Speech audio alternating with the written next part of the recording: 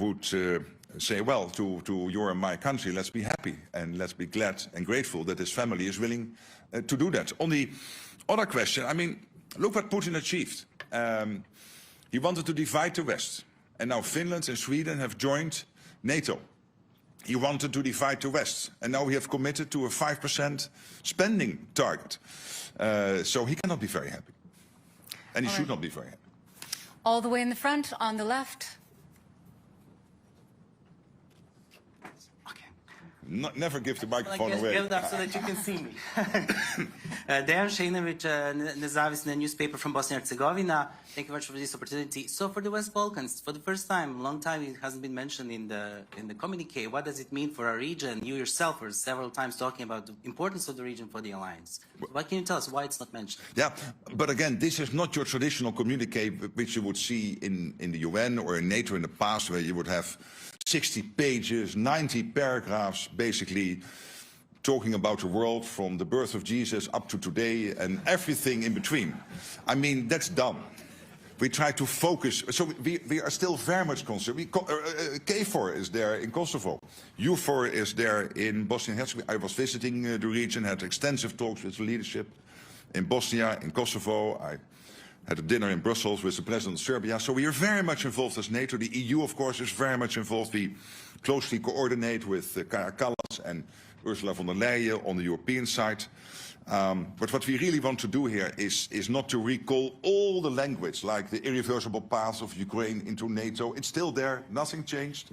But really to focus on 3 core issues in 5 paragraphs. And one of the paragraphs is about the next meeting. So basically 4 paragraphs. And that is about, as you know, production, spending, and Ukraine. Okay, final question to the young reporters in the front. Yes. We'll get a mic to you. Just a moment. Thank you very much for this opportunity, Secretary General. We are the youth correspondents. Absolutely. And you are here now for 2 days, and you've been marvelous. Yes, thank you.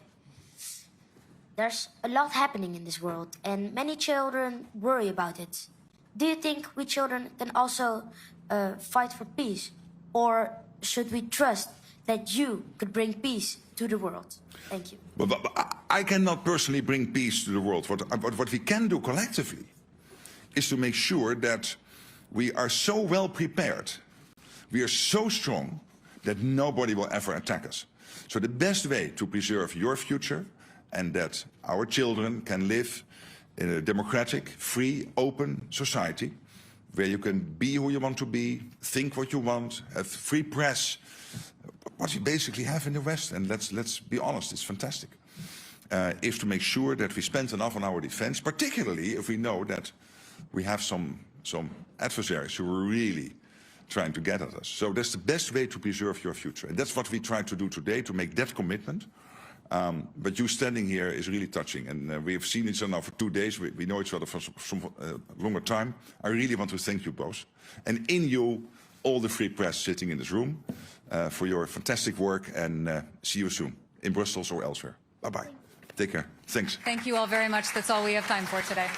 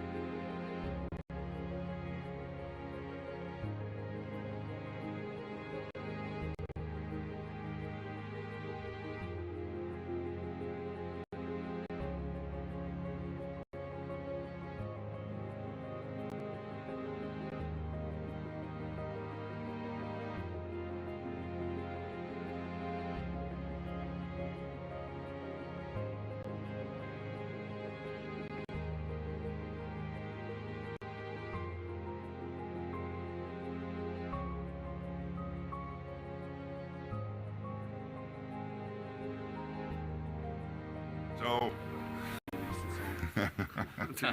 good afternoon, and I'm very happy. As you know, the Indo-Pacific partners are very dear. They are here for the fourth time now at a NATO summit, and we will now have a meeting.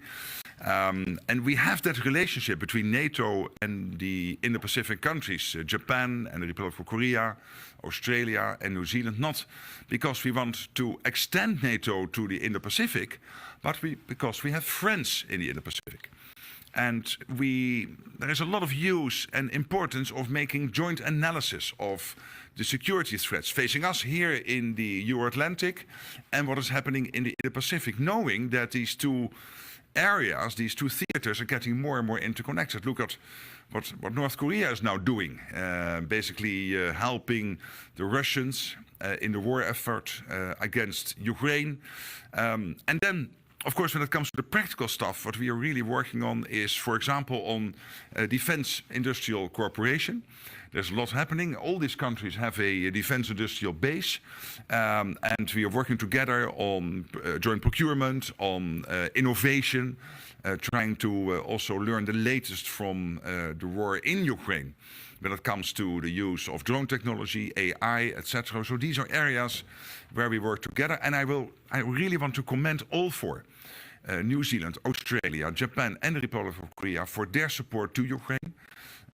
In various ways, in financially, practically, that is really very important, and that means that it's not only NATO helping there. We are really in this in a relationship with countries from far from here, but still very dear and near to us. So I really want to thank you for being here. We now will go over to the meeting. I told them if you disagree with what I'm saying, you cannot say that, but I think this was okay. Yes. So let's go. Let's go.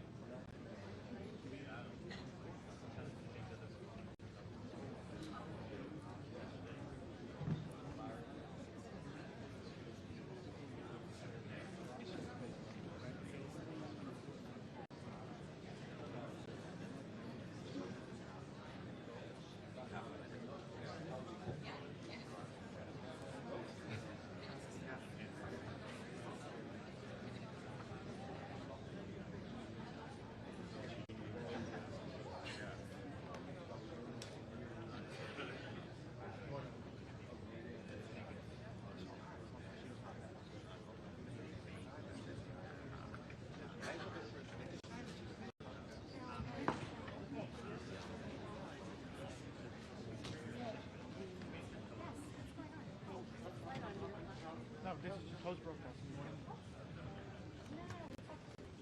Oh, you're the one. Yes, yes, you need to go and send. Yeah, you can. Oh, lovely, thank you. Then I can come. Get your hand. Here we go. We're gonna move you over. Caroline, we have a second, so let's move the camera. Yes, so how do you want to work this? This camera can move to the side? Ja. Dit is het Witte Huis, deze moet naar achter. Kunnen we deze naar achter duwen? Ja. Dan komt deze van het Witte Huis hier te staan. Oké, nou, is het niet gebruikt als je wil. Do you want to use the same tripod so we just can click on our camera? Huis maar helemaal naar achter. Zeg jij het er? Ik zeg het, komt zo. Even plek gemaakt worden voor het Witte Huis.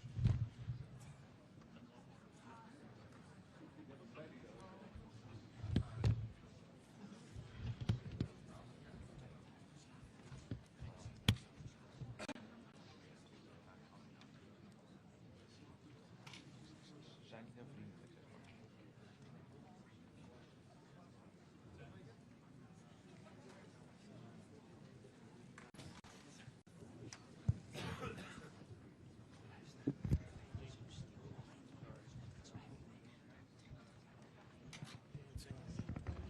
Thank you.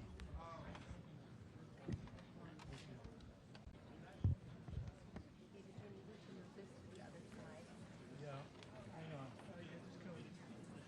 Dat maakt het uit.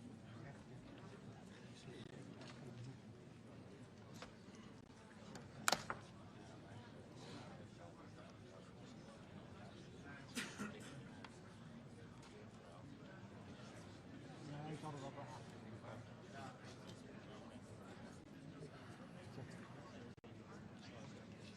Ja, ze willen gewoon een eigen ding.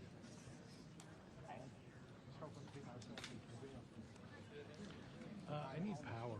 Is there power? I need power. AC. Is there power back here somewhere? Where? No.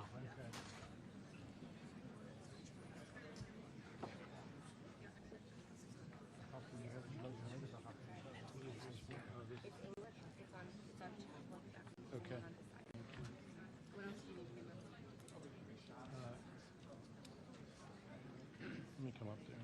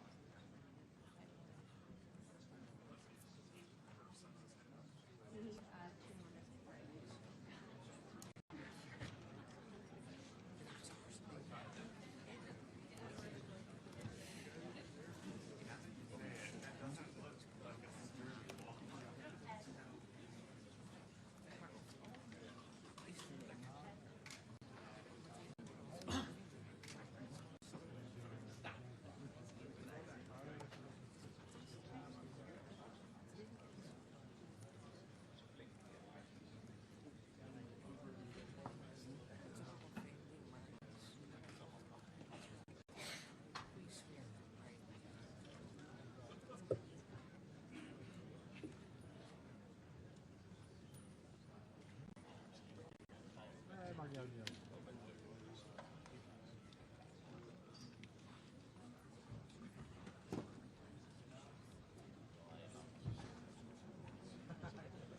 Net zo lang.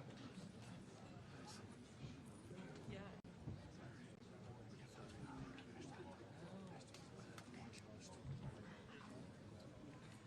die zijn ook wel waarschijnlijk van de Amerikaanse media.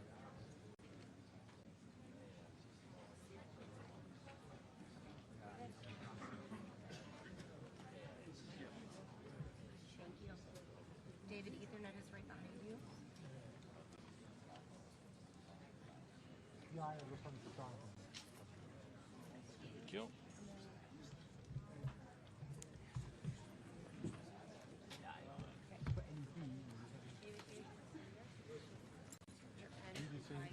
Al 6, dan houdt er ook nog één hoog achter.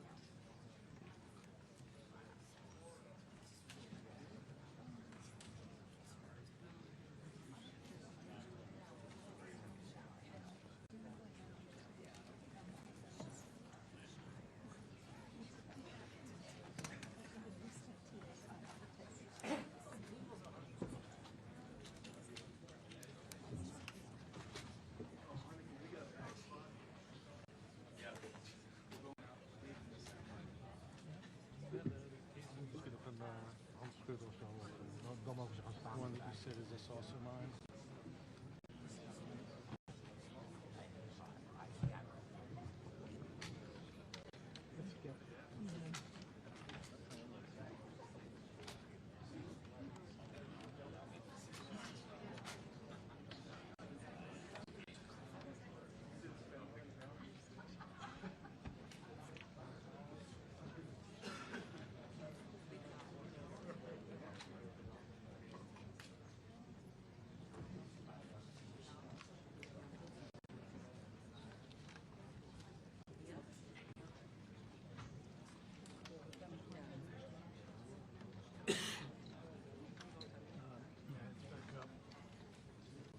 Thank you.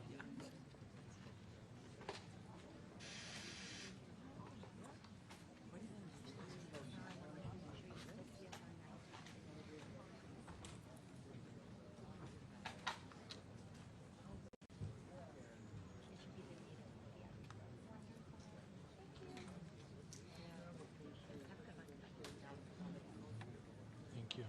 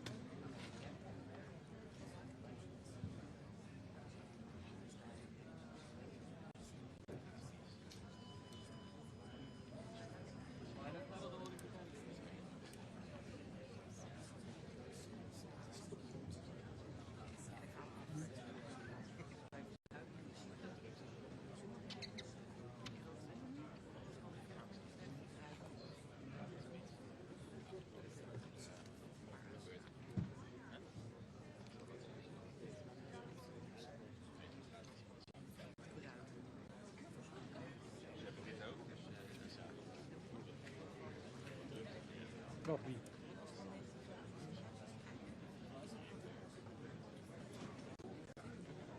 Ja, tuurlijk. Wij toch ook? Hij niet, maar...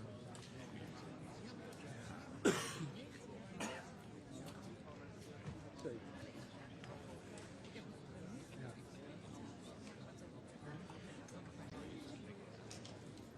Ik heb het gemist.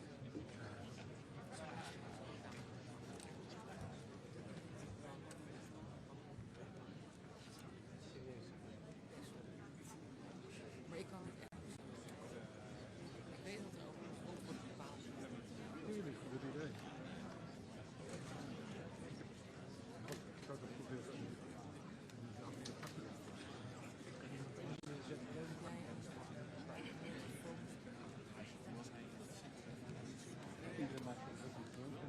Nee, sorry. Ja, nee. Nee. Maar zo goed. Dat is de leeftijd.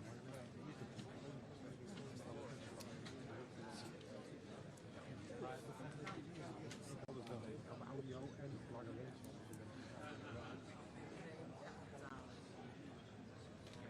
Dat weet iedereen.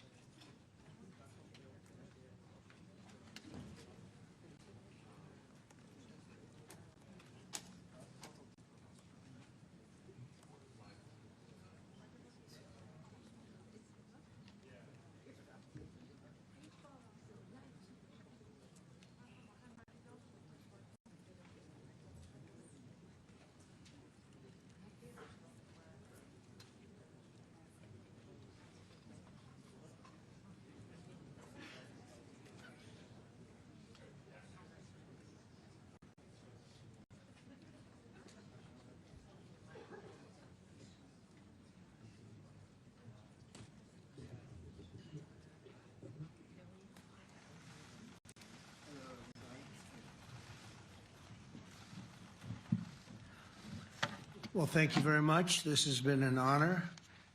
It was a fairly long trip, but worth it. Tremendous things have been accomplished, as you probably noticed. Listened to a lot of wonderful speeches from the heads of a lot of wonderful countries. But I want to thank you for joining us at the conclusion of a highly productive NATO summit in the Netherlands. I want to thank them for the royal treatment they've given us. Couldn't have been nicer. And it's a beautiful country, really a beautiful country. Coming in, I saw the most beautiful trees. In fact, I want to bring some back with me. I want to also thank, I had breakfast this morning with the King and Queen, and they're incredible people. I said, you're central casting. Beautiful people, great people, big, beautiful heart.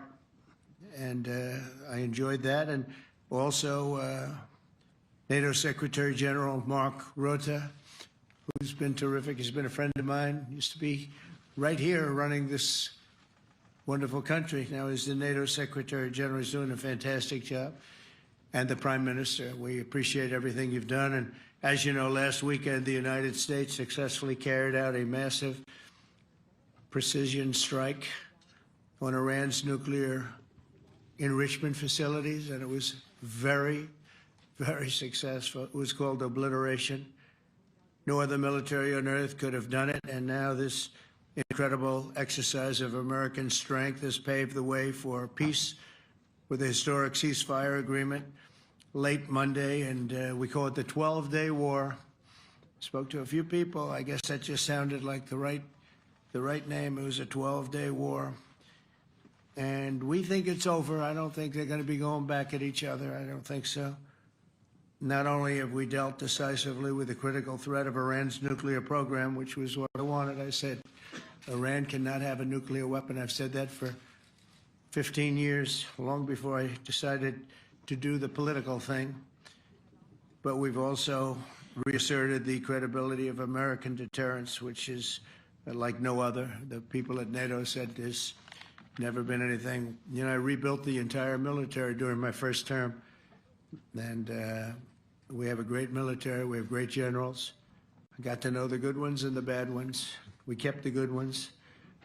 Over the past 2 days, I was honored to participate in the NATO leaders meeting and also had extremely good individual discussions with the King and the Queen, Secretary General Rutte, and the Prime Minister. Great discussions. Very knowledgeable people. Major focus of our conversations at the summit was the need for other NATO members to take up the burden of the defense of Europe, and that included the financial burden. As you know, it was 2%, and we got it up to 5%. And they said, a couple of them came up to me. One in particular said, sir, we've been trying to get it up to 3% for 20 years, and we haven't been able, and you got it up to 5%. So they're going to be, most of them, I guess almost all of them, are going to be contributing now 5%, a number that people are surprised at, but you need it today. The United States accounts for 2/3 of all NATO defense spending. And since I began pushing for additional commitments in 2017, believe it or not, our allies have increased spending by $700 billion. I said to people, you don't have any money, and a lot of them weren't paying. And so I started the process, and I picked it up as soon as I got back, which is 6 months ago. And following my election last November, almost all have accelerated plans to reach the 2%, 3%, 4%, and then ultimately, very quickly, 5%. And all of this is going to be done very quickly, almost immediately. You probably know this as well as I do. I'm sure they've been talking about it. It's really been a big focus. In a very historic milestone this week, the NATO allies committed to dramatically increase their defense spending to that 5% of GDP, something that no one really thought possible. And they said, you did it, sir, you did it. Well, I don't know if I did it, but I think I did. This will be known as the Hague defense commitment, which is pretty good, pretty appropriate. When the allies reach this number, it will add more than $1 trillion a year.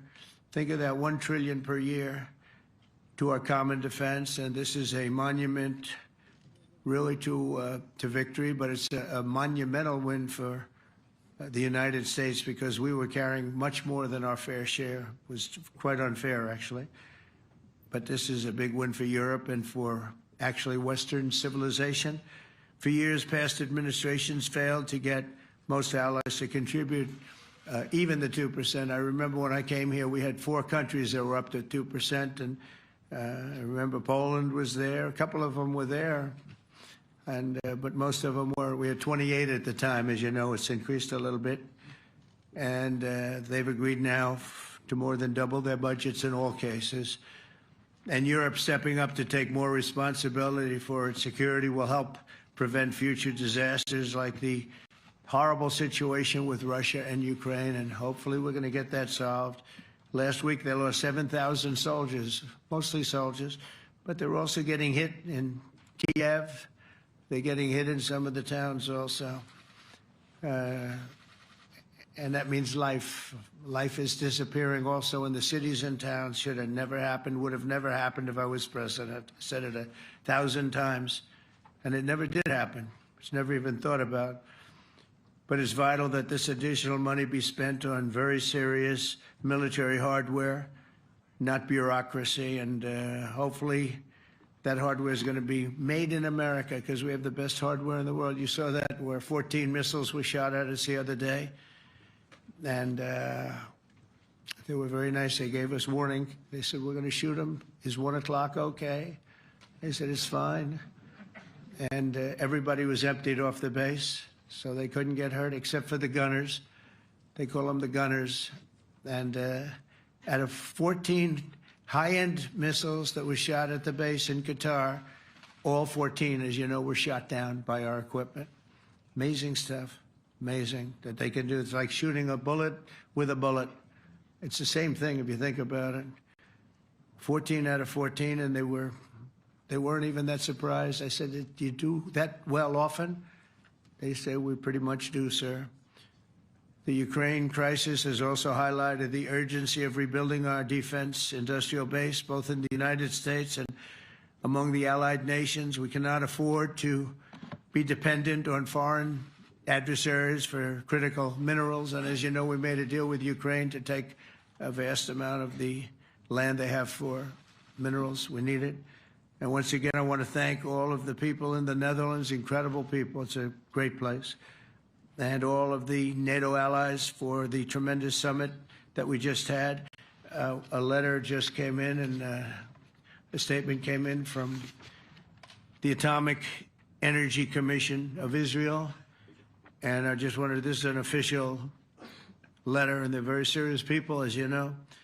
The devastating U.S. strike on Fordo destroyed the site's critical infrastructure and rendered the enrichment facility totally inoperable. It was devastated. We assess that the American strikes on Iran's nuclear facilities has set back Iran's ability to develop nuclear weapons for many years to come. This achievement can continue indefinitely if Iran does not get access to nuclear material, which it won't. It's so sad that that whole thing had to go. But I just want to thank our pilots. You know, they were maligned and treated very bad, demeaned by fake news CNN, which is back there, believe it or not, wasting time, nobody's watching them, so they're just wasting a lot of time, wasting my time. And the New York Times, they put out a story that, well, maybe they were hit, but it wasn't bad. Well, it was so bad that they ended the war. It ended the war. Somebody said in a certain way, you know, that it was so devastating, actually. If you look at Hiroshima, if you look at Nagasaki, you know, that ended a war too. This ended a war in a different way, but it was so devastating. Also, they have, out of Dubai, just came that Iran's foreign ministry spokesman, this is Iran's foreign ministry, says its nuclear installations were very badly damaged by the American strike. So what bothered me about these reports were fake reports put out by the New York Times, failing, I call it the failing New York Times because it's doing terribly. Without me, it would be doing no business at all. But, and by fake news, CNN and MSDNC, all of these terrible people, you know, they have no credibility. You know, when I started, they were at 94% credibility, the media. Now it's at 16%. And I'm very proud of it because I've exposed it for what it is. But when I saw them starting to question the caliber of the attack, was it bad? Well, it was really bad. It was devastating. They were obliterated. In fact, you can't get into the tunnels. They just put that over. That just came out. They can't. There's nothing. There's no way you can even get down. The whole thing is collapsed in a disaster. And I think all of the nuclear stuff is down there because it's very hard to remove. And we did it very quickly. When they heard we were coming, it was, you know, you can't move it. Very hard, very dangerous, actually, to move to. And they also knew we were coming, so I don't think too many people want to be down there knowing we're coming. With the bunker busters, as we call them, we're the only ones that have them. We have the best equipment, best nuclear equipment, and we have the best equipment in the world. And by the way, we can't forget our submarine, which was out there, submarines actually, but submarine was out there. We shot 30 rockets into an area, every single one of them. I think it was almost 400 miles away, I think, Pete, right? 400? And long. It was in the ocean, long ways away. And we shot a total of 30. Every single one of them hit within 9 inches from where it was supposed to be. It took out a lot because we didn't do just Fordo. We did 2 others in addition, which hadn't been completely destroyed. So we hit them with a submarine from hundreds of miles away. Amazing, just amazing equipment. Greatest submarines in the world. Nobody's even close. They're 20 years behind us when it comes to submarine technology. So that's one, and the other was from the Atomic Energy Commission, and they have about 3 or 4 of them now coming in from atomic energy commissions from various places. But the one that we have that just came out, we released it a little while ago, was from the Israeli Atomic Energy Commission, but numerous of them are getting to see the site, and the site has been demolished. And again, we had these brave patriots, these incredible flyers, these people that can fly a plane better than anybody can fly a plane, going into very hostile territory, flying into the territory that has got more missiles and things pointed at it. But it was very stealth. They didn't get to see it. It was dark. That's the amazing thing about the shots. They hit the shots perfectly, and yet it was dead dark. There was no moon. There was no light. It was virtually moonless. It was very dark, and the shots were hit perfectly. But when they get demeaned, and they were very upset about it because they knew how strong it would be. Back in Missouri, the pilots flew about 36 hours, 2 ways, far distance, and in those incredible B-2s. And we then had the F-22s, and we had the F-35s, and we had other planes, and we had, I think, a total of 52 tankers. That means the big tankers, because the refueling was a lot for all of the different planes that we sent. Incredible operation, and I have to say, General Raisin Cain was incredible. That's why he beat ISIS, and we beat ISIS in a matter of weeks. I was told it would take 4 to 5 years. We did it in a few weeks. And he was great. That's why he's the head of the Joint Chiefs of Staff right now, because I had a very good experience with him. He knocked out ISIS in a period of literally a few weeks. Amazing. And it was supposed to take a few years, 5 years to be exact. So we had a great victory there, and we then came here, and I think we had a great victory here. But this is an ongoing project. This is the safety of Europe, the safety of the world. And they've raised it from 2% to 5%, something which nobody, and you're talking about over $1 trillion a year. So we're talking about a lot of money from coming in from countries that we're not paying nearly enough to be effective. So I have, as you know, Marco Rubio with me, and Pete Hegseth, Secretary of State and Secretary of War. Should we say Secretary? You know, it used to be called Secretary of War. Maybe for a couple of weeks we'll call it that, because we feel like warriors. Used to be called Secretary of War. In fact, if you look at the old building next to the White House, you can see where it used to be Secretary of War. Then we became politically correct, and they called it Secretary of Defense. I don't know, maybe we'll have to start thinking about changing it, but we feel that way. Do we have any questions, please? Wow. That's a lot of questions. Who's a nice person? Oh, you're not a nice person, but I'll let you ask one. Go ahead. What's he going to ask? He is not nice at all. I know him well. Thank you, Mr. President. Yeah. Thank you for taking the time before flying home. You just said you believe the conflict between Israel and Iran is over. What makes you so confident it is? And what do you do if it isn't? Because I dealt with both, and they're both tired, exhausted. They fought very, very hard and very viciously, very violently, and they were both satisfied to go home and get out. And can it start again? I guess someday it can. It could maybe start soon.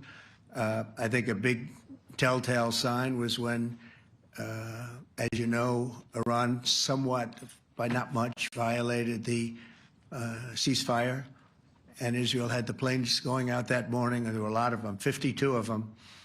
And I said, you got to get them back. And they brought them back. They didn't do anything. They brought them back. It was very good. I thought it was amazing, actually. They have fought a hell of a war. They fought very hard. I think the war ended, actually, when we hit the various nuclear sites with the planes. And I just hope you people can give these pilots, these are the best pilots in the world. They're the best shots in the world. They call them shots. That's what they are. And wait a minute. And I just hope you can give them the respect they deserve, because they came home to fake news. And like, oh, gee, there was hardly any damage. The things are decimated. So, but I think, no, I think they're very much finished. I think Israel's going to get back to doing what they do. And I think that Iran's going to get back. You know, Iran has a huge advantage. They have great oil, and they can do things. I don't see them getting back involved in the nuclear business anymore. I think they've had it. They've been at it for 20 years, and I don't see that happening either. Now, if it does, we're always there. It won't be me. It'll be somebody else, but we're there. We'll have to do something about it. Yes, please, go ahead. Go ahead. Oh, fake news, CNN? Oh, yeah, here we go. Wait till you hear this question. You should really say how great our soldiers and our warriors are. I think everyone appreciates our soldiers and our warriors. I do have two questions for you, Mr. President. You just cited Israeli intelligence on these attacks. Earlier, you said U.S. intelligence was inconclusive. Are you relying on Israeli intelligence for your assessment of the impact of the strikes? No, this is also, Iran made the statement. And it's also, if you read the document that was given, that Pete can talk about if you'd like, the document said it could be very severe damage. But they didn't take that. They said it could be limited or it could be very severe. They really didn't know, other than to say it could be limited or it could be very, very severe. And you didn't choose to put that because it was very early after. Since then, we've collected additional intelligence. We've also spoken to people who have seen the site, and the site is obliterated. And we think everything nuclear is down there. They didn't take it out. Okay, question? Please, go ahead. Go ahead. Yeah, blue dress. Thank you so much, Mr. President. Yesterday, you said China can now continue to purchase oil from Iran. Yeah. Are you giving up on your maximum pressure campaign? Because there are sanctions right now. With who? On Iran. No, look, they just had a war. The war was fought. They fought it bravely. I'm not giving up. They're in the oil business. I mean, I could stop it if I wanted. I could sell China the oil myself. I don't want to do that. They're going to need money to put that country back into shape. We want to see that happen. No, if they're going to sell oil, they're going to sell oil. We're not taking over the oil. We could have, you know. I used to say with Iraq, keep the oil. I could say it here, too. We could have kept the oil. No, China is going to want to buy oil. They can buy it from us. They can buy it from other people. But you're going to have to put that country back into shape. It desperately needs money. Yeah. Yeah, please. Here we go. I'm picking the beauties today. Go ahead. Mr. President, Secretary General Rutte has described President Putin as an adversary, a threat, an enemy. Do you view him the same way? And in addition to that, you mentioned General Kane, your chief of staff, the chairman of the Joint Chiefs of Staff. General Kane. Yes. He has said that Mr. Putin has territorial ambitions beyond Ukraine. Do you view that in the same way? Possible. I mean, it's possible. I know one thing. He'd like to settle. He'd like to get out of this thing. It's a mess for him. He called the other day. He said, "Can I help you with Iran?" I said, "No, you can help me with Russia." Because, you know, in the last few weeks, we took care of India and Pakistan, Kosovo, Serbia. I think on Friday we have coming in, the Congo is coming in, and Rwanda is coming in. That was a vicious war that went on, a machete war, heads chopped off all over Africa. They're coming in. We did 2 others in addition to that. Nobody's ever done anything like this. No, I consider him a person that's, I think, been misguided. I'm very surprised, actually. I thought we would have had that settled easy. I've settled 4 of them in the meantime. But he did call up, and he said, you know, he's close to Iran. He'd like to help us get a settlement. I said, no, you help me get a settlement with you, with Russia. And I think we're going to be doing that, too. Yeah, please. Go ahead, please. Thank you, Mr. President. You've made clear your position on what impact the strikes had. I wanted to ask you what is next with Iran. For instance, is there any indication from U.S. intelligence that Iran was able to move any material? No, just the opposite. We think we hit them so hard and so fast they didn't get to move. And if you knew about that material, it's very hard and very dangerous to move. It's called, in many people, they call it dust, but it's very, very heavy. It's very, very hard to move. And they were way down. You know, they're 30 stories down. They're literally 30, 35 stories down underground. You think you got it all? Oh, yeah, we think we got it. We think it's covered with granite, concrete, and steel. Can I ask you, are you interested in restarting negotiations with Iran? And if so, have they reciprocated? So our people, Marco could answer this, but our people are not, I'm not. The way I look at it, they fought, the war's done, and, you know, I could get a statement that they're not going to go nuclear. We're probably going to ask for that, but they're not going to be doing it. But they're not going to be doing it anyway. They've had it. They've had it. Now, maybe someday in the future we'll want that. But I've asked Marco, do you want to draw, I just asked him the question as we were walking on the stage, do you want to draw up a little agreement for them to sign? Because I think we can get them to sign it. I don't think it's necessary. Marco, do you want to talk about that, please? Well, Mr. President, I think President Trump has shown a willingness to meet and talk to anybody in the world who's interested in peace.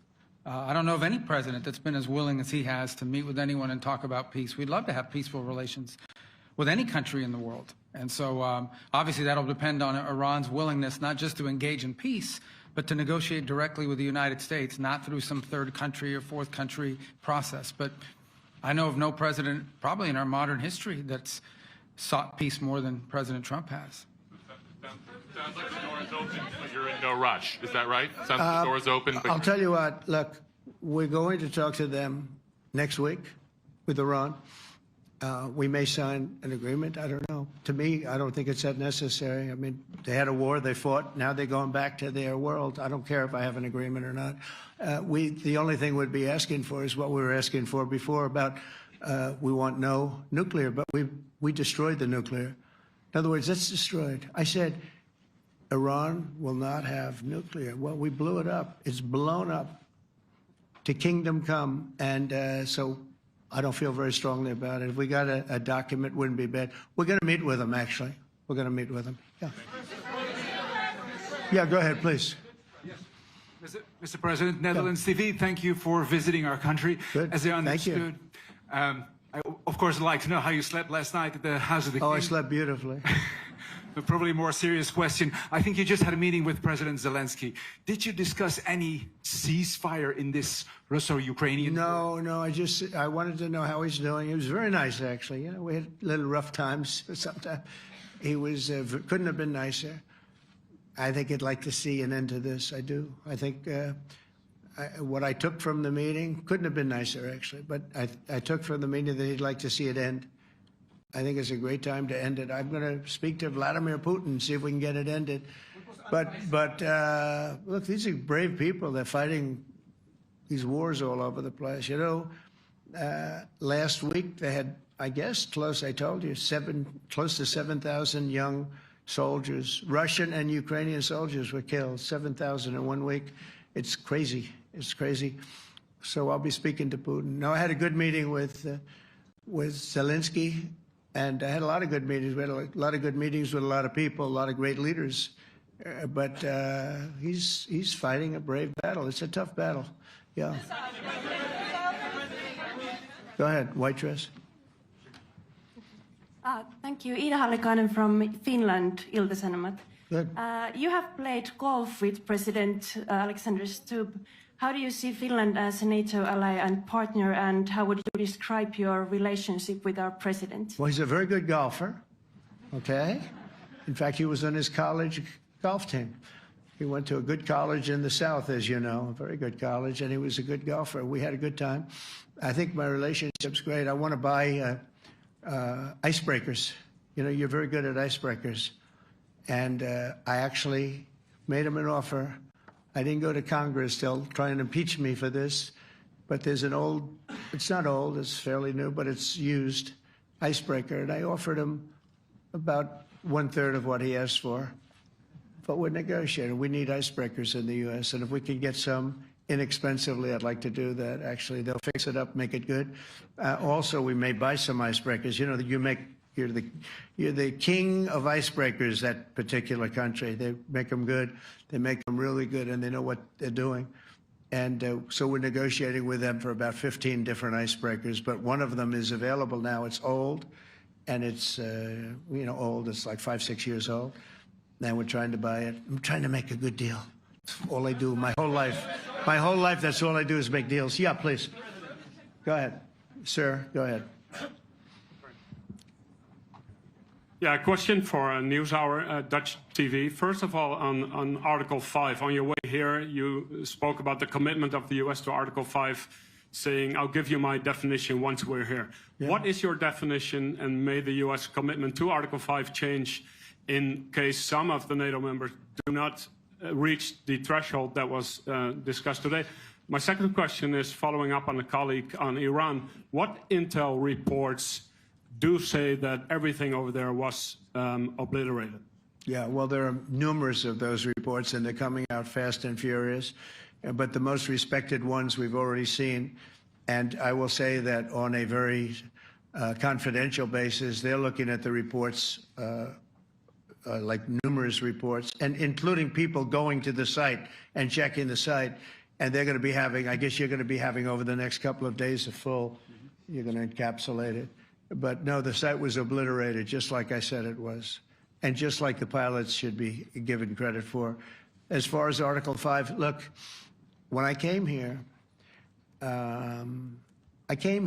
because it was something I'm supposed to be doing, but I left here a little bit differently. I said, I watched the heads of these countries get up, and the love and the passion that they showed for their country was unbelievable. I've never seen quite anything like it. They want to protect their country, and they need the United States. And without the United States, it's not going to be the same. And you can ask Mark, or you can ask any of the people that were there. It was really moving to see it. They love their country. They were so respectful of me because I'm the head of the United States. And I made, the King of Saudi Arabia, when I was in the Middle East, so I was in Qatar for a different reason, not a reason to get shot at. We were in there for economic development reasons, Qatar, UAE, and Saudi Arabia. All three leaders of those countries, and we took back $5.1 trillion into the United States. All three leaders said, you're presiding over the hottest country in the world. The United States right now is the hottest country. Everybody wants to be there. Everybody wants a piece of it. He said, a year ago, your country was dead. You had a deadhead running it. You had a country that was dead, and it was dead. You had people pouring through the borders. You had inflation. You had everything. He said, you've made it in 5 months at that time. You've made it the hottest country. This is the hottest country in the world. The United States right now is the hottest country in the world. And when I was around that table, it was a nice group of people, many of whom I knew from previous. When I saw the passion they had for the country, and almost everyone, and you probably have the tapes, it was very public, but almost every one of them said, thank God for the United States. Without the United States, they couldn't really have NATO. It wouldn't work. It wouldn't work. It will in the future because now they're paying much more money. But it wouldn't work. It was great. And I left here differently. I left here saying that these people really love their countries. It's not a ripoff. And we're here to help them protect their country. Okay, we'll do one or two more. Thank you, Mr. President. Yeah. A question on Spain. Are you satisfied with today? Oh, I think Spain's terrible what they've done. No, I do. They're the only country that won't pay the full up. They want to stay at 2%. I think it's terrible. And, you know, they're doing very well. The economy is very well. And that economy could be blown right out of the water with something bad happening. You know, Spain is the only country that... Are you from Spain? Yeah. Good, congratulations. You're the only country that is not paying. I don't know what the problem is. I think it's too bad. So we'll make it up. You know what we're going to do? We're negotiating with Spain on a trade deal. We're going to make them pay twice as much. And I'm actually serious about that. We're going to make Spain... I like Spain. I have so many people from Spain that it's a great place and they're great people. But Spain is the only country out of all of the countries that refuses to pay. And, you know, so they want a little bit of a free ride. But they'll have to pay it back to us on trade because I'm not going to let that happen. It's unfair. It's unfair to NATO. All right, sir, please. Go ahead, right in the back. Yeah, you, tall one. The tall man. Mr. President, Johannes Petra from Austrian National Television. How are you? You once said that you would end the Ukraine war in 24 hours. You later said you said that sarcastically. Well, of course it was sarcastic. But you've now been in office for 5 months and 5 days. Why have you not been able to end the Ukraine war? Because it's more difficult than people would have any idea. Vladimir Putin has been more difficult. Frankly, I had some problems with Zelensky. You may have read about him. And it's been more difficult than other wars. I mean, look, we just ended a war in 12 days that was simmering for 30 years, frankly. We ended Rwanda and the Congo. It's coming to sign the documents. We've already signed basic documents, but they're coming, I think, to the White House on Friday. We ended Serbia was going to go at it.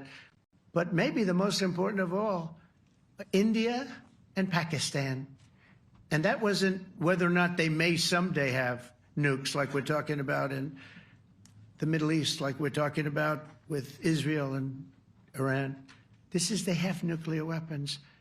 I ended that with a series of phone calls on trade. I said, look, if you're going to go fighting each other, it was getting very bad. You know how bad that last attack was. It was really bad. If you're going to go fighting each other, we're not doing any trade deal. No, no, no, you have to do a trade deal. I said, we're not doing any trade deal. And in fact, I had the general, who was very impressive. The general from Pakistan was in my office last week. You know, Prime Minister Modi is a great friend of mine. He's a great gentleman. He's a great man. And I got them to reason. I said, we're not doing a trade deal if you're going to fight. And if you're going to fight each other, we're not doing a trade deal. And you know what? They said, no, I want to do the trade deal. We stopped the nuclear war. Go ahead. Go ahead, Jeff. Here's another beauty, Jeff. He's a beauty, all right. Go ahead. Mr. President, to follow up on Ukraine, will the United States contribute any more money to Ukraine's defense this year to the $5 billion that allies are giving? And one question, you had another meeting with the Dutch opposition leader, Mr. Wilders. Can you tell us about that meeting? And are you upset about his anti-Muslim stance? I'm not upset about it. It's just his view. He's unhappy with the way things are going in this country and various countries. He was an opposition leader. And I was asked to meet with the opposition leader by the people that are running. I think they have some deal where if you have a meeting, you're supposed to meet with an opposition leader. I said, that's strange. We don't do that. But I met with I didn't know him. He seemed like a very nice guy, but he's in opposition to the current people, and that was set up by the current people. So I assume when I met with the Prime Minister, you're supposed to meet with the opposition. We'll have to try that sometime in our country. Let's not do it. But I thought he was very good. As far as money going, we'll see what happens. There's a lot of spirit. Look, Vladimir Putin really has to end that war. People are dying at levels that people haven't seen before for a long time. Go ahead. Go ahead. White shirt. Oh, she's all excited. So, BBC News Ukrainian. I would Where are like you to ask from? you- I'm from Ukraine. Oh, So my wow. question to you is whether or not the US is ready to sell anti-air missile systems Patriot to Ukraine. We know that Russia has been pounding Ukraine really heavily right now. Are you living yourself now in Ukraine? My husband is there. Wow. And I can see you very, it's amazing. and me with the kids. I'm in Warsaw actually because he wanted me to be. Is your husband a soldier? No? He's.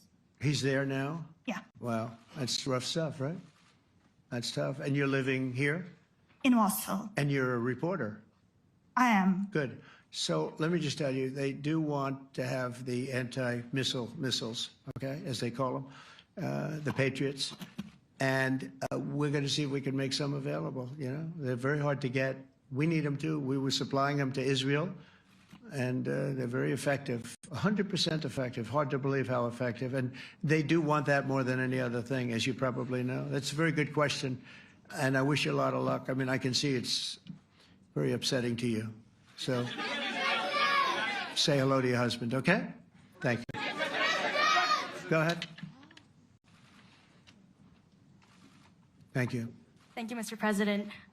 You were criticizing Where are you from? Bloomberg News. Oh, Bloomberg. That's wonderful. You were criticizing the Federal Reserve Chair before coming to this summit. Yeah, I think he's terrible. I was wondering if you've begun interviewing different candidates for the Fed pick. Yeah, I know within 3 or 4 people who are going to pick. I mean, he goes up pretty soon, fortunately, because I think he's terrible. We have no inflation. We have a tremendous economy. Hundreds of billions of dollars of tariff money is pouring in. Factories are being built because they don't want to pay the tariffs, so they're building them all over the country. I think we're close to $15 trillion. I told you $5.1 trillion from the Middle East alone, but of investment money coming in. There's never been anything like that in the history of our country. But we have no inflation. And we have borrowing because Biden, stupidly, they did short-term debt. So we have borrowing coming up. And, we'll go 10 years, maybe longer, maybe shorter, but we'll go a long period of time when we do the debt. And because of him, because of this guy, we will have to pay for years. We'll be paying for him. And I said to him, listen, there's no inflation. He says, but maybe there'll be some. That's true. I said, if there is some, what you do is raise the rate. I'm okay with that. You raise the rate in 2 years from now or a year from now. But because the rate's high, we have to pay more for debt.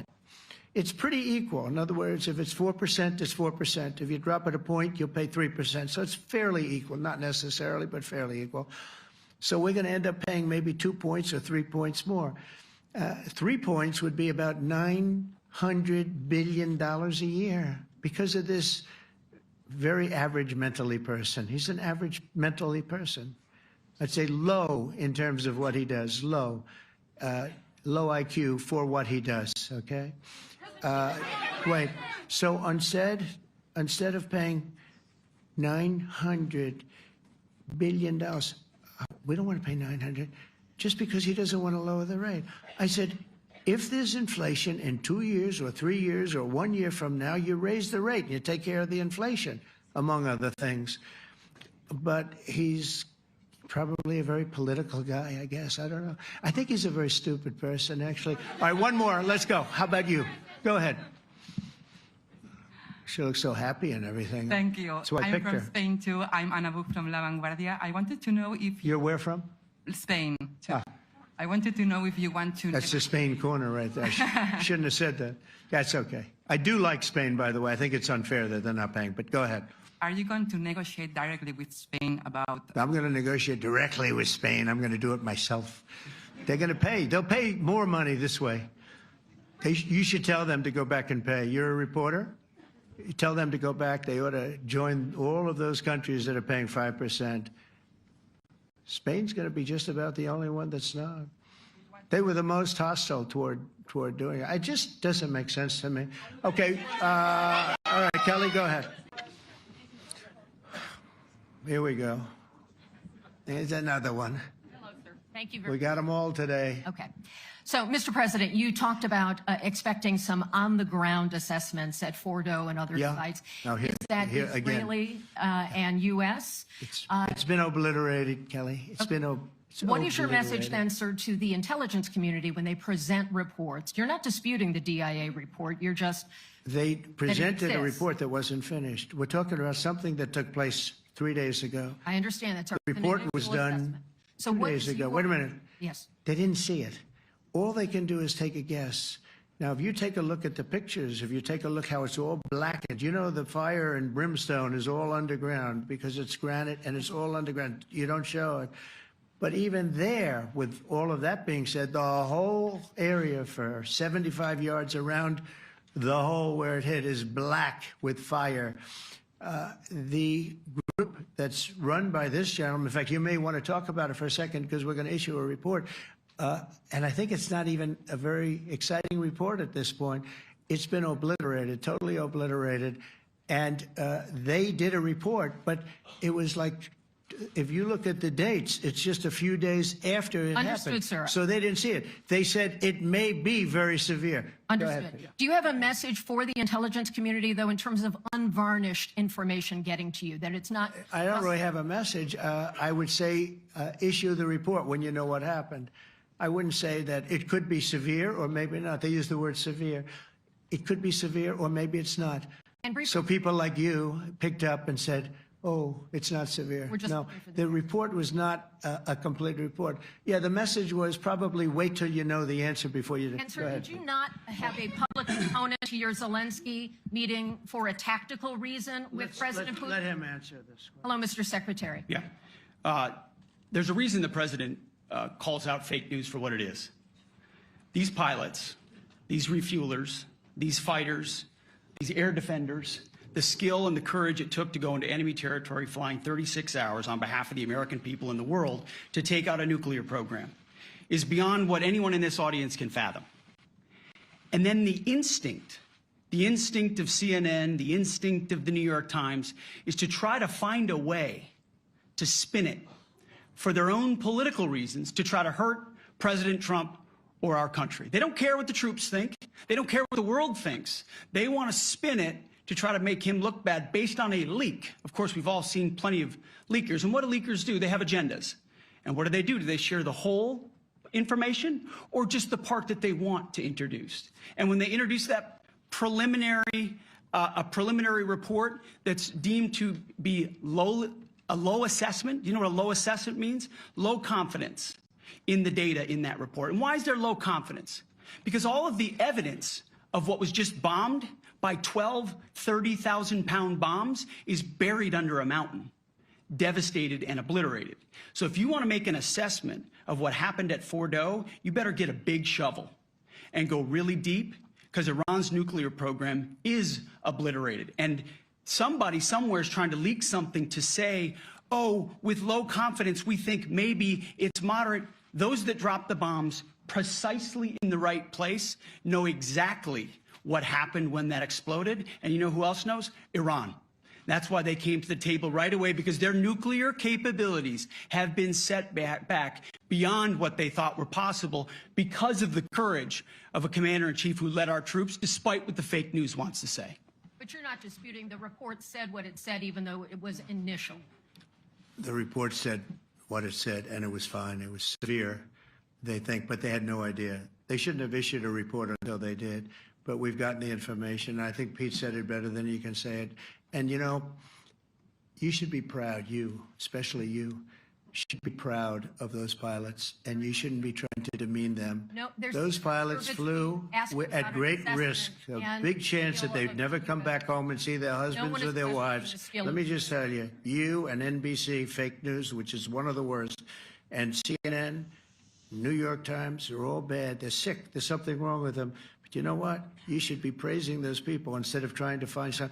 By getting me, by trying to go and get me, you're hurting those people. They were devastated. You know, I got a call from Missouri, great state, that I won 3 times by a lot. And I got a call that the pilots and the people on the plane were devastated because they were trying to minimize the attack. And they all said it was hit. But we don't think it was really maybe hit that badly. And they were devastated. They put their lives on the line, and then they have, and I'm not referring to you, but real scum come out and write reports that are as negative as they could possibly be. It should be the opposite. You should make them heroes and heroines. You should make them really people that they were so devastated when they heard this news. And you know what they said? One of them, I spoke to one of them, said, "Sir, we hit the site. It was perfect. It was dead on." Because they don't understand fake news, because they have a normal life, except they have to fly very big, very fast planes. But it's a shame. You should be making them heroes. All right, in the back. Go ahead, back, white, yeah. White jacket, yeah. Go ahead, give my mic. Hello. Deborah Haynes from Sky News. Good. Mark Rutte, the NATO chief, who is your friend, he called you daddy earlier. Do you regard your NATO allies as kind of children? No, he likes me. I think he likes me. If he doesn't, I'll let you know. I'll come back and I'll hit him hard, okay? No? He did it very affectionate. Daddy, you're my daddy. Do you regard your NATO allies, though, as kind of like children, and they're obviously listening to you and they're spending more, and you're obviously appreciative of that, but do you hope that actually they're going to be able to defend themselves, defend Europe on their own? I think they need help a little bit at the beginning, and I think they'll be able to, and I think they're going to remember this day. And this was a big day for NATO. You know, this was a very big day. They took it. One of the gentlemen said, "You know what? We've been trying to raise money raise the rate for 30 years," he said, 20 years, from almost the beginning. And he's been there for a long time. He said, "Until you came along, it never happened. What you did is amazing." It's been sort of an amazing day for a lot of reasons, but also for that. Yeah, go ahead. Do you think they can do it without you, though, in the future? Can they do it without Well, ask the Mark. United States? I mean, you have to ask Mark, okay? So we're heading back.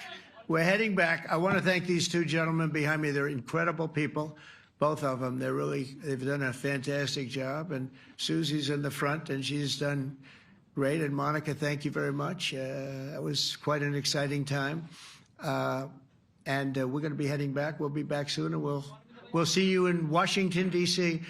Remember this, we have the hottest country anywhere in the world. Thank you very much, everybody. Thank you.